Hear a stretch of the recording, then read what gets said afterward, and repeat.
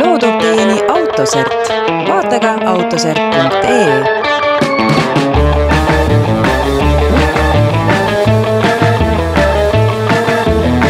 Motomelu ei ole see saade, kus me ainult räägiksime nendest masinatest, mida saab osta või millega saab proovisõitu teha.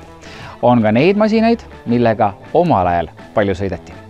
Tere tulemast Kesk-Eestisse, Järva-Jaani, siia, kus asub väidetavalt Eesti kõige suurem erakätes olev masinate kollektsioon.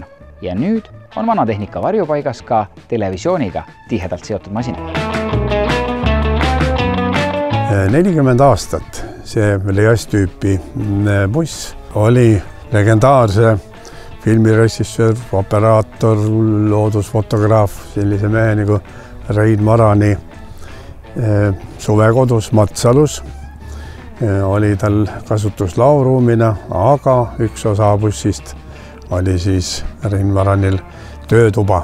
Ja läks aega, mis läks, aga heade sõprade abiga me Rein Marani käest selle bussi siia meie kollektsiooni saime ja kannab järjekorranumbrit 609.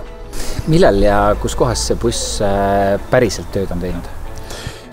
Tallinnas 80. aastatel. Nii et olümpiamängude ajaks saadi selliseid 3 bussi ja konkreetselt see masin on nüüd olnud selle komplekti abibussiks. Nii et kui oli näiteks laulupidult või Kalevi staadionilt kuskilt ülekanded, siis päris telebuss, kes tegi siis juba otse ülekandeid, tegi ülekannet ja see buss oli siis nüüd seadmetel transpordiks.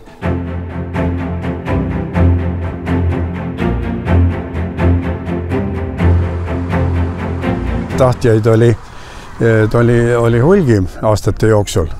Äratoomine oli üksjagu keeruline, kuna buss on väga pikk ja treilerile tõmbamine võttis 4 tundi aega. Enne seda oli tarvis veel omakorda natuke metsa maha võtta ja võsa raiuda ja maast natuke teda välja kaevata.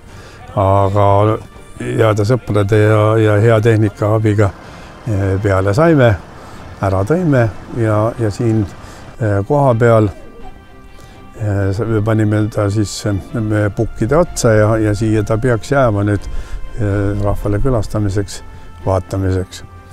Tegime muuseumide keskuses sellise väikese diktorilaua ja imiteerimaks teaduste ja töökohta ja nende seadmete äratoomisel Tallinnast oli suureks abiks meie hea partner Autosert osaühing. Nii et ütleme niimoodi, et peaaegu olematu eelarvega ettevõtmine saab heade sõprade abiga alati edukalt läbi viidud. Teist samasugust riistapuud meie teada Eestis ei ole. No natukene on meil kahju, et originaalseadmeid on vähe võitu, aga televeteranid on siin käinud ja üldse ei ole pahaks pannud, et me oleme sinna sisustusse pannud ka ajastutruusid elektroonikaseadmeid, magnetofone, heliseadmeid, mida iganes, televiisoreid, mis siis imiteeriksid monitore. Ja kui meil õnnestub saada infot ja õnnestub saada veel ka originaalsemaid asju, siis vahetame aga jälle välja.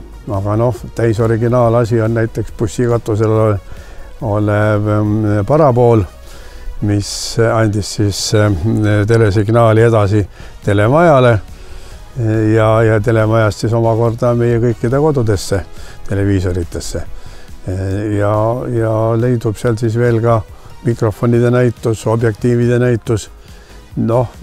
Tulge vaatama, siis saate juba täpsema ülevaate. Kui külastate meie muuseumikeskuse kodulehekülge, see tutvustab kõiki meie ettevõtmisi ja kõik kontaktid on seal esile toodud. Hea meelega tuleme külastajate soovidele vastu, nii et tere tulemast!